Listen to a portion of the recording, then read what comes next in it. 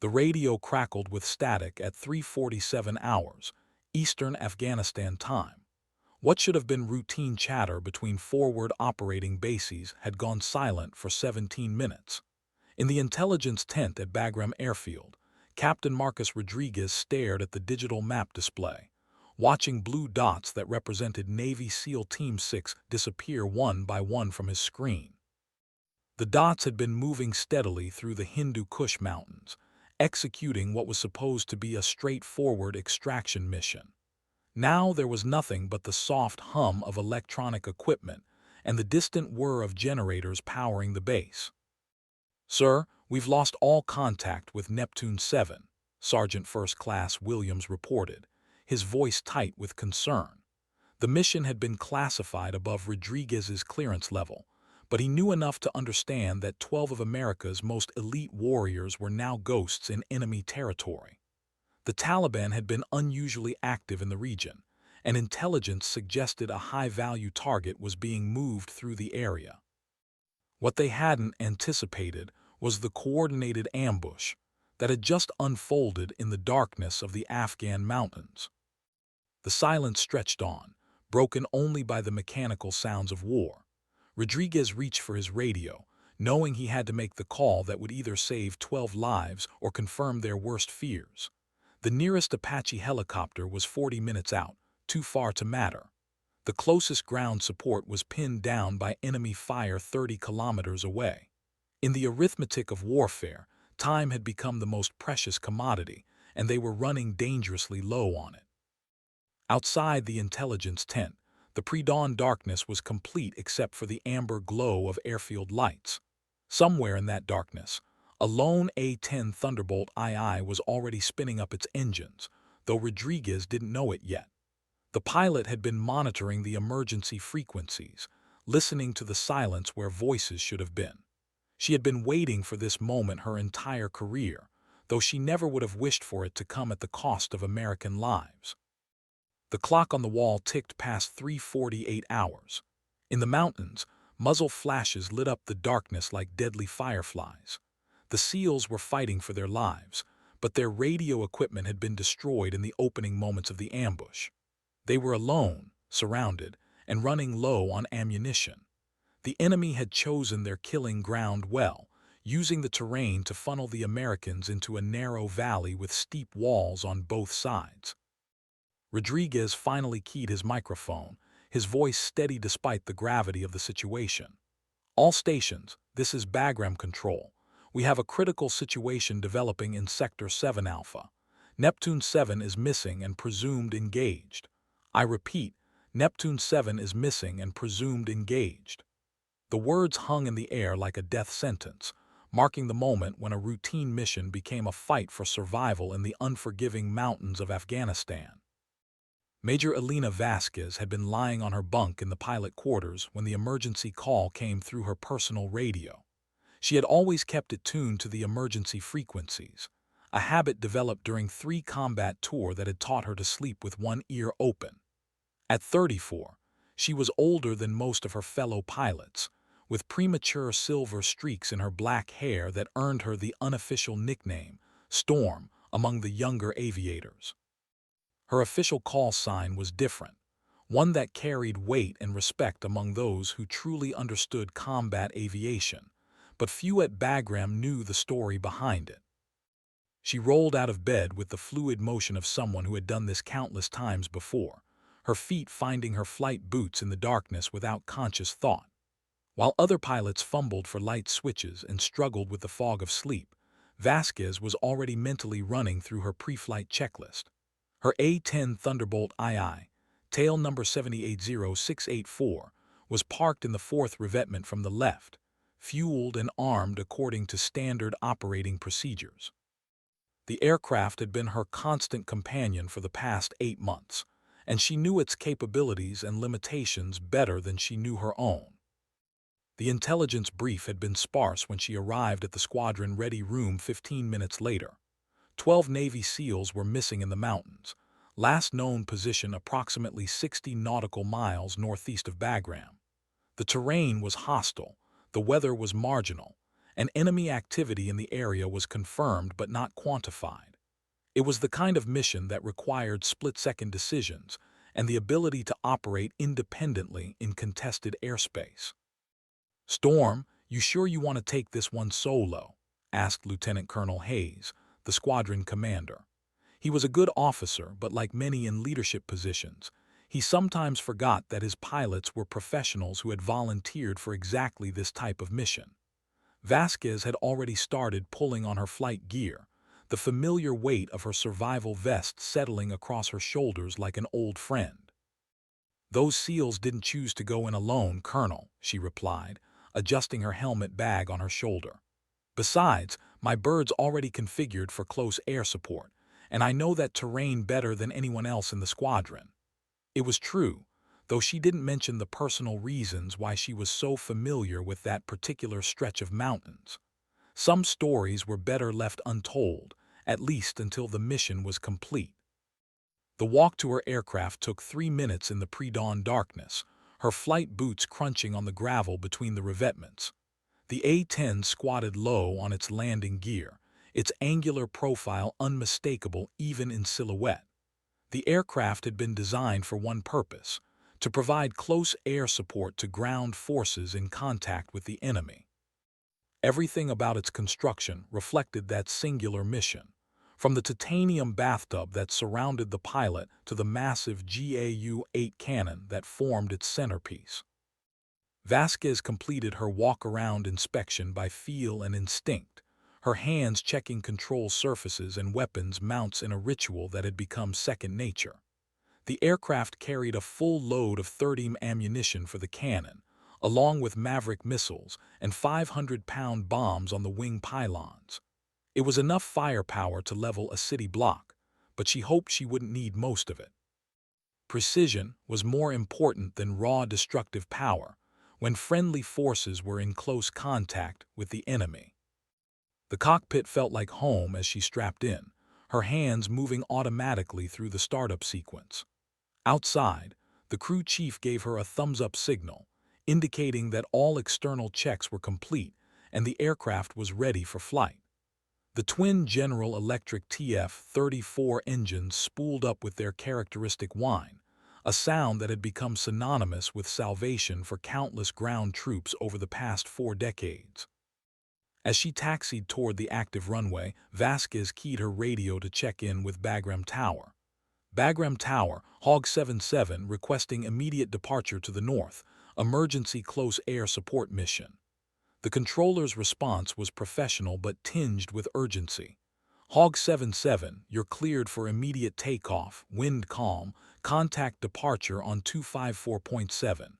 Good hunting.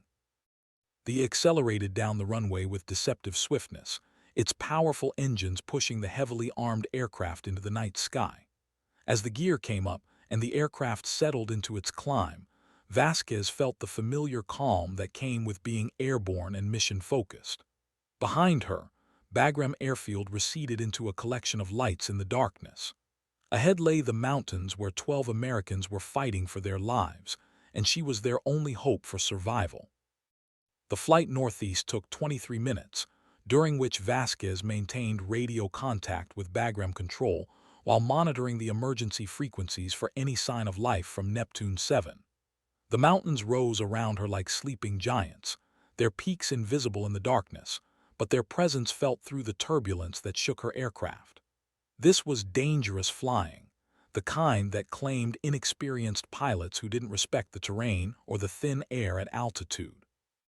At 8,500 feet above sea level, she began her search pattern, flying a series of lazy figure eights over the area where the SEALs had last been seen. Her night vision goggles turned the world into shades of green and white, revealing the stark landscape below in ghostly detail. The mountains were carved with deep valleys and narrow ravines, perfect terrain for an ambush, but hellish for a rescue operation. Any station, this is Hog 77 on guard frequency," she transmitted, using the international emergency channel that all military radios monitored. "Neptune 7, if you're receiving, please respond on any frequency." The silence that answered was deafening, punctuated only by the steady drone of her engines and the occasional burst of static. Then she saw it, a brief flicker of light in a narrow valley, gone almost before her brain could process it. Muzzle flash, definitely muzzle flash. She banked the A-10 hard to the right, bringing the nose around to line up with the valley. There, about 3 kilometers ahead, she could see the distinctive pattern of a firefight in progress.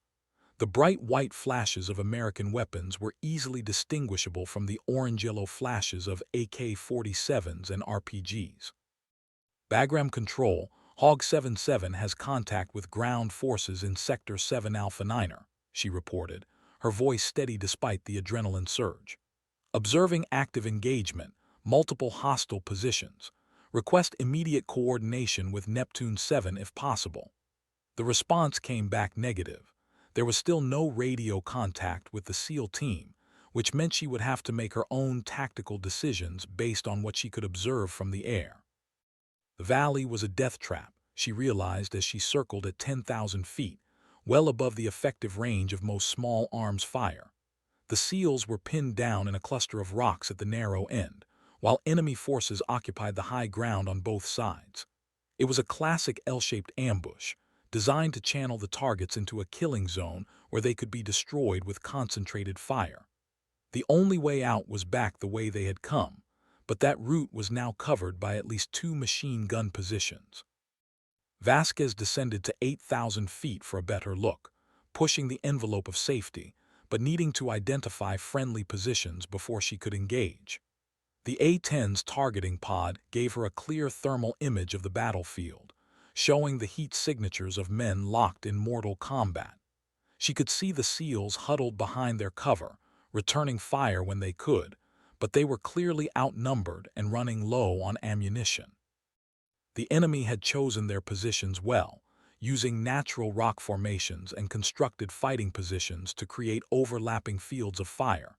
She counted at least 30 heat signatures on the enemy side, possibly more hidden in the shadows of the rocks. It was a significant force, too large to be a patrol or random encounter. This had been planned, which meant intelligence had been compromised somewhere along the chain of command.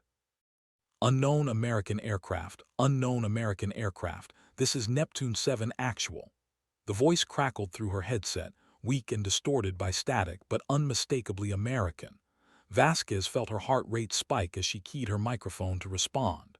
The SEALs were alive and they had managed to get at least one radio working. Neptune 7 actual, this is Hog 77, A-10 overhead. I have your position and am prepared to provide immediate close air support. The relief in the SEAL commander's voice was palpable even through the radio static. Hog 77, Neptune 7 actual. We are taking heavy fire from multiple positions. Grid reference Papa Tango 746, 2908. We have wounded and are running low on ammunition. Request immediate fire support on enemy positions to our north and east. The grid reference matched what she could see through her targeting systems, confirming that she had the right battle. Vasquez studied the tactical situation with the cold calculation that had kept her alive through 3 combat deployments. The enemy positions were close to the SEALs, within the danger-close range that required extreme precision to avoid fratricide. A single mistake could turn a rescue mission into a tragedy, but inaction would almost certainly result in the deaths of all 12 Americans. The choice was clear, even if the execution would be challenging. Neptune 7 actual, be advised I'm going to need you to mark your position with infrared strobes if you have them, she radioed. I'll be making gun runs from east to west, engaging the northern positions first. Keep your heads down and trust me to keep the rounds where they belong. She could hear gunfire in the background of his transmission, the distinctive crack of M4 carbines mixing with the deeper bark of enemy weapons. Copy, Hog 77. Strobes are going out now. Neptune 7 is marked with 2 IR strobes, approximately 50 meters apart. She could see them immediately through her night vision goggles, 2 small but distinct points of infrared light that marked the perimeter of the SEAL position. Everything outside that perimeter was fair game for her weapons, as long as she could maintain the precision necessary to avoid hitting her own people. The A-10 was designed for this exact scenario, but that didn't make it easy. Vasquez rolled into her first attack run, diving from 8,000 feet toward the northern machine gun position. The aircraft shuddered as she pushed it through the increasingly dense air, her airspeed building rapidly as gravity and engine thrust combined to pull her toward the target. At 6,000 feet, she leveled off and lined up her cannon sight on the muzzle flashes ahead. The GAU-8 cannon erupted with its distinctive sound, a mechanical roar that could be heard for miles in the thin mountain air. 30mm depleted uranium rounds stitched across the enemy position at a rate of 4,200 rounds per minute, each projectile carrying enough kinetic energy to penetrate armored vehicles. The effect on human targets was devastating and immediate, turning a fortified position into a smoking crater in the space of 3 seconds. She pulled up hard, feeling the G-forces press her deep into her ejection seat as the A-10 climbed away from the valley floor. Behind her, secondary explosions lit up the darkness as ammunition and explosives stored in the enemy position were detonated by her cannon fire. The northern machine gun fell silent, its crew either dead or fled. One down, she thought grimly, but there were still multiple positions to clear. Good hits, came the voice of Neptune 7 Actual over the radio. Northern position is neutralized. We're taking fire from the eastern ridge line now, approximately 200 meters east of our position. Vasquez could see the new threat on her thermal imaging system, a line of muzzle flashes walking along the ridge as enemy fighters tried to bracket the SEAL position with their fire. She rolled into her second attack run, this time approaching from the south to get a clean angle on the eastern ridge. The targeting pod showed at least 8 enemy fighters spread along a 100-meter section of high ground, using the natural cover of boulders and scraggly vegetation to mask their positions. It would require multiple passes to clear them all, but she had plenty of ammunition and fuel for an extended engagement. The cannon spoke again, its lethal voice echoing off the mountain walls as she walked her fire along the ridgeline. She could see enemy fighters breaking cover and running, their thermal signatures bright against the cool rocks. Some made it to new positions, others did not. War was ultimately about simple mathematics, who could deliver the most effective fire in the shortest amount of time. Tonight, the A-10's math was proving superior to the enemy's calculations. By her fourth attack run, the volume of enemy fire had decreased significantly. The survivors were either fleeing the area or had gone to ground so effectively that they were no longer a threat to the SEALs. Vasquez climbed back to a safe altitude and established a holding pattern over the valley, her sensors scanning for any signs of remaining enemy activity. The thermal landscape below showed the cooling signatures of destroyed equipment and abandoned positions. Neptune 7 Actual, this is Hog 77, she radioed. I count no active enemy positions in your immediate area. What's your status and do you require medical evacuation? The response took longer than she expected, and when it came, the SEAL commander's voice carried a weight of exhaustion and loss that spoke to the cost of the engagement. Hog 77, Neptune 7 Actual. We have 2 KIA and 4 wounded, 2 of them critical. We need immediate medical evacuation and a secure landing zone for the birds. The numbers hit her like a physical blow. 2 of America's finest had paid the ultimate price in this nameless valley, and 4 more were fighting for their lives. The mission had been successful in tactical terms, but the human cost was always the hardest part to process. She remained on station for another 40 minutes, providing overwatch, while 2 A-60 Black Hawks fought their way through the mountain terrain to reach the extraction point. The helicopters had to navigate by night vision through some of the most challenging flying conditions on Earth, threading their way between mountain peaks in the thin air and unpredictable winds. It was a testament to the skill of Army aviation that they made it look routine. The extraction itself took 12 minutes, during which Vasquez maintained a protective orbit around the landing zone. Her sensors showed no signs of enemy reinforcement, but in Afghanistan, the situation could change in seconds. She watched through her night vision as the SEALs loaded their wounded and fallen comrades onto the helicopters, the green figures moving with the mechanical efficiency of professionals who had trained for exactly this scenario. Hog 77, this is Neptune 7 actual, came the final radio call as the helicopters lifted off from the valley floor. Thank you for what you did tonight. You saved lives, and we won't forget it. The transmission was brief and professional, but Vasquez could hear the emotion underneath the formal military language. These were men who understood the value of precision close air support, and they knew how close they had come to not making it home. The flight back to Bagram was quiet, the A-10's engines providing a steady background noise as Vasquez processed the events of the past 2 hours.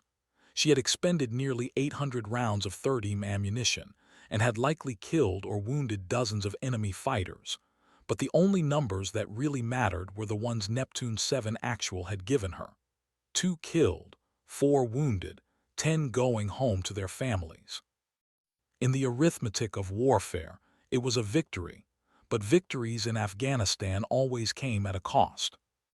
As she entered the traffic pattern at Bagram, the eastern sky was beginning to show the first hints of dawn. The base looked different from this perspective, more vulnerable somehow, a small island of American technology and determination in an ocean of hostile territory. She had taken off in darkness to answer a desperate call for help, and now she was returning as the sun began to paint the Hindu Kush mountains in shades of pink and gold. The landing was routine, the settling onto the runway with its characteristic solid thump. As she taxied back to the revetment area, Vasquez could see ground crews and intelligence personnel waiting for her debriefing. They would want to know everything: ammunition expended, enemy casualties assessed, friendly force status, and a dozen other details that would eventually find their way into official reports and lessons learned databases. But first, there would be the informal debriefing with her squadron mates, the pilots and crew chiefs who understood what she had just experienced.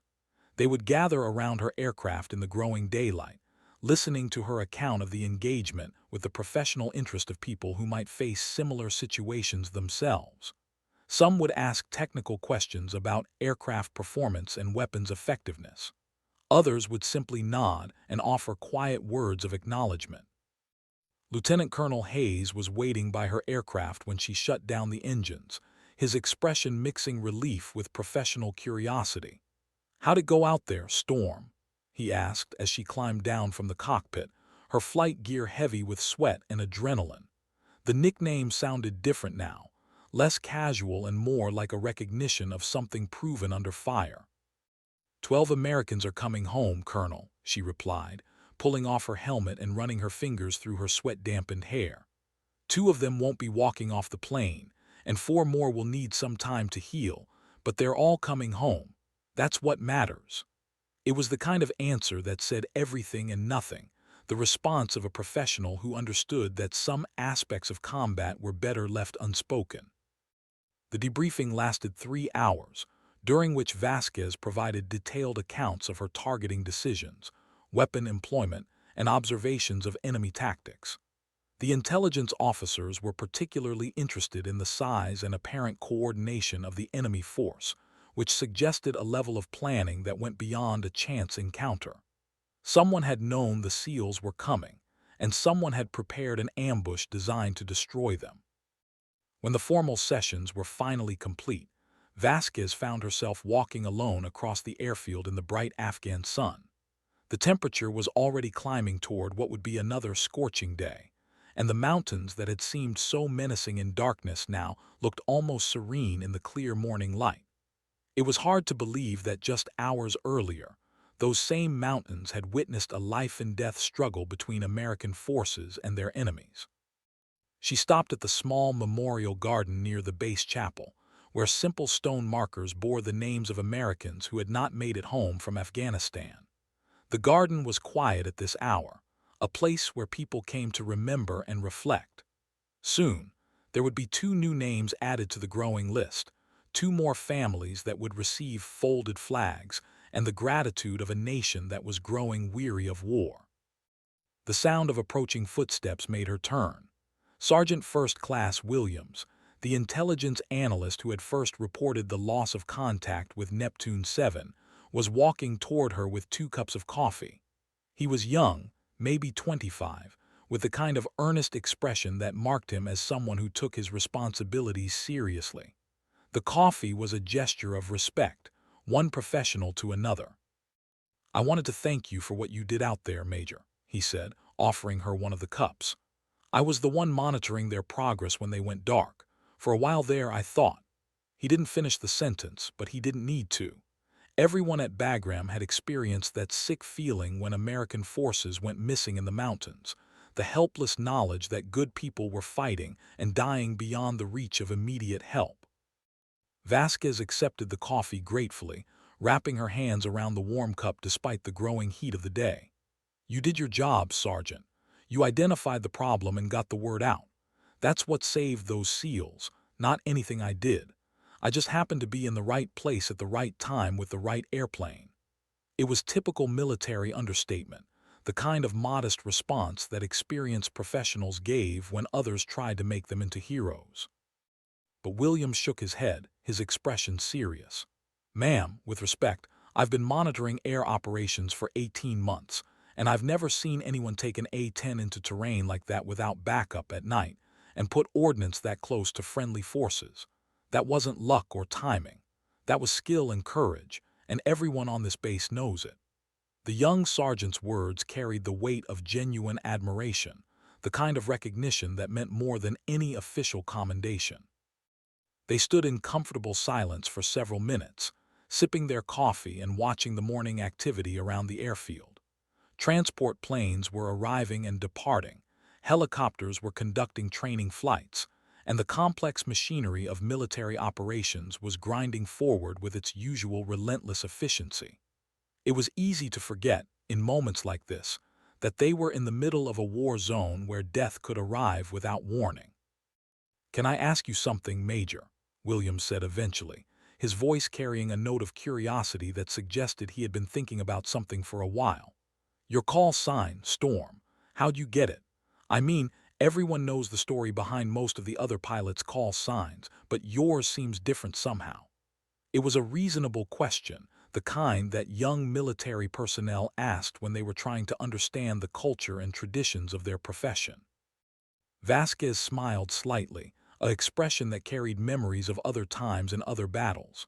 "That's a story for another day, Sergeant. Right now, I need to get cleaned up and file my mission reports, but I appreciate the coffee and the conversation." She finished the last of her coffee and handed the empty cup back to Williams, who accepted it with a nod of understanding. Some stories, his expression seemed to acknowledge, were earned rather than simply told. As she walked toward the pilot quarters, Vasquez reflected on the events of the past few hours and their place in the larger context of her military career. She had been flying combat missions for over a decade, accumulating the kind of experience that made split-second decisions feel routine. But tonight had been different somehow, a convergence of circumstances that had tested every aspect of her training and experience. The A-10 community was small and tight-knit, bound together by their shared commitment to the close air support mission and their understanding of what it meant to be the last line of defense for ground forces in contact.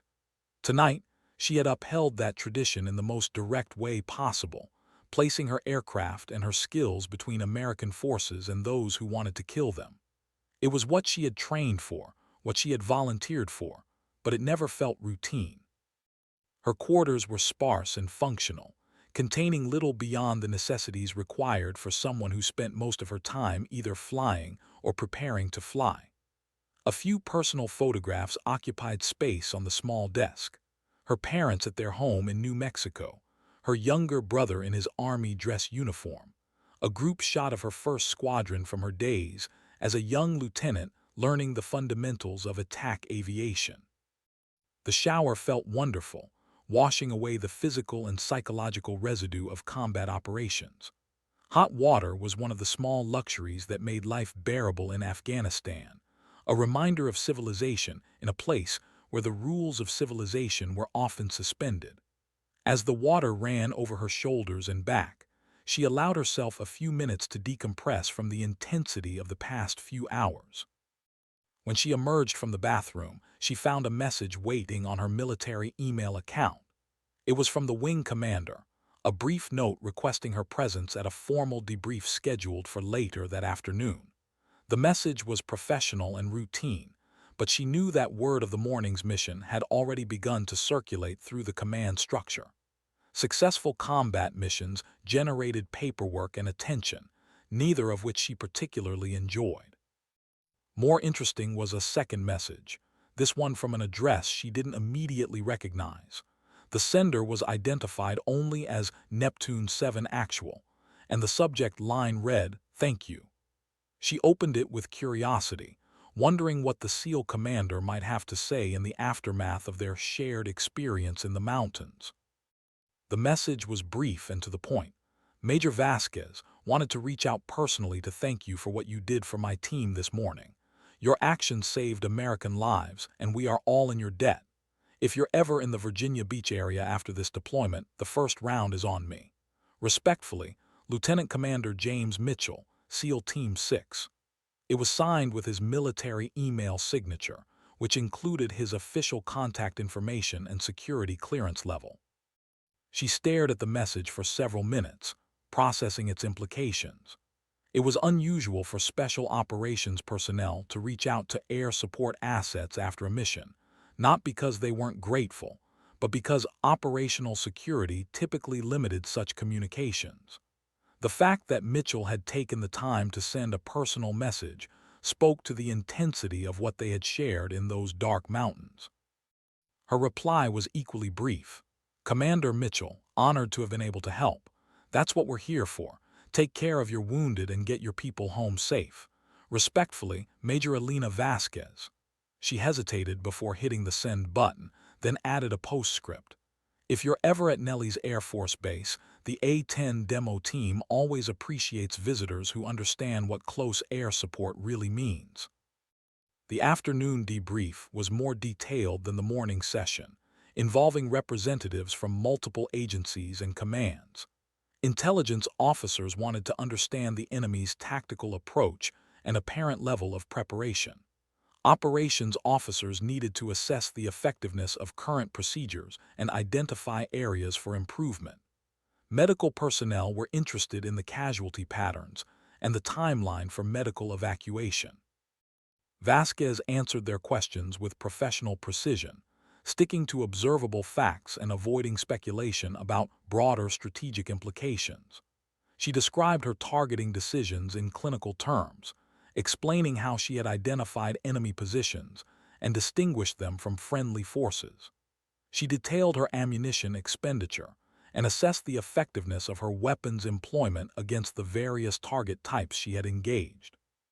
But the most important part of the debrief was the discussion of lessons learned and tactical improvements.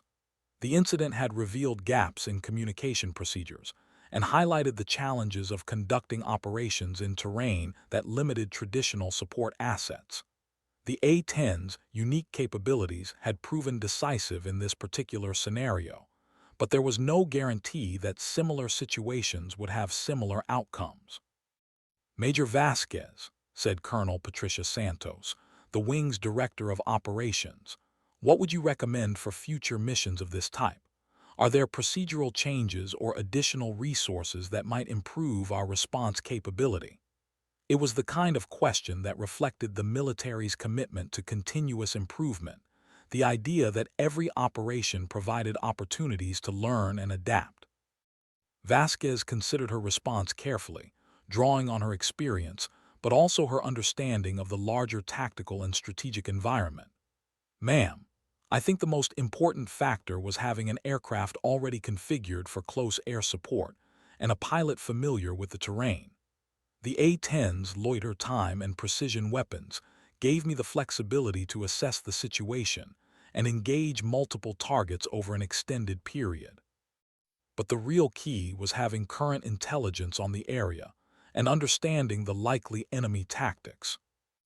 The discussion continued for another hour, covering topics ranging from weapon selection to communication protocols. It was the kind of detailed analysis that distinguished professional military organizations from their amateur counterparts, the commitment to understanding not just what had happened, but why it had happened, and how similar situations might be handled more effectively in the future. When the formal debrief finally concluded, Vasquez found herself walking across the base in the late afternoon sun.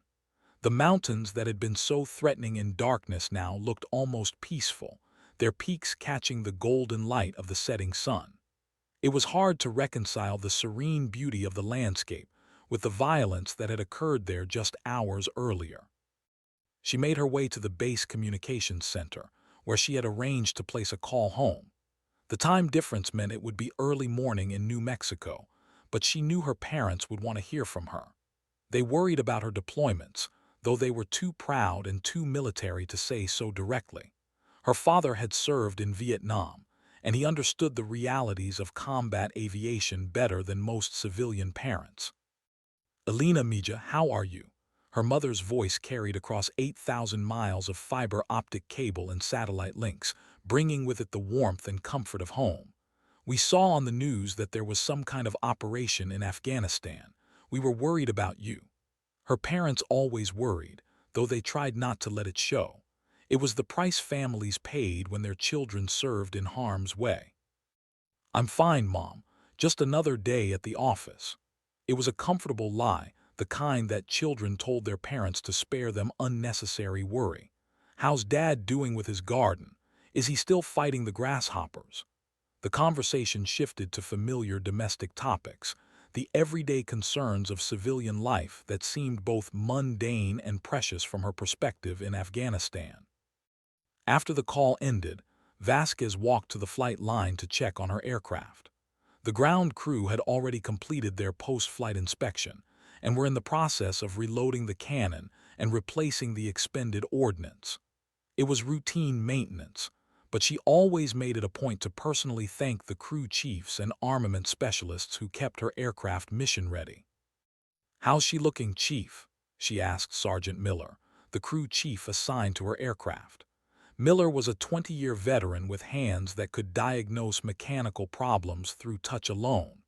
He knew the A-10 better than most people knew their own cars, and his professional judgment was worth more than any computer diagnostic system. "She's solid, Major. No damage from the mission, and all systems are checking out normal. We'll have her ready to go again by tomorrow morning if you need her."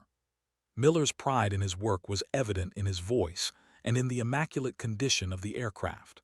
The A-10 might not be the newest or most sophisticated aircraft in the Air Force inventory, but in the hands of professionals like Miller, it was utterly reliable.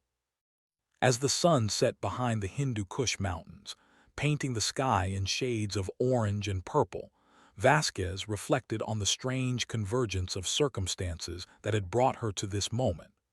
12 years earlier, she had been a newly commissioned second lieutenant learning to fly at undergraduate pilot training.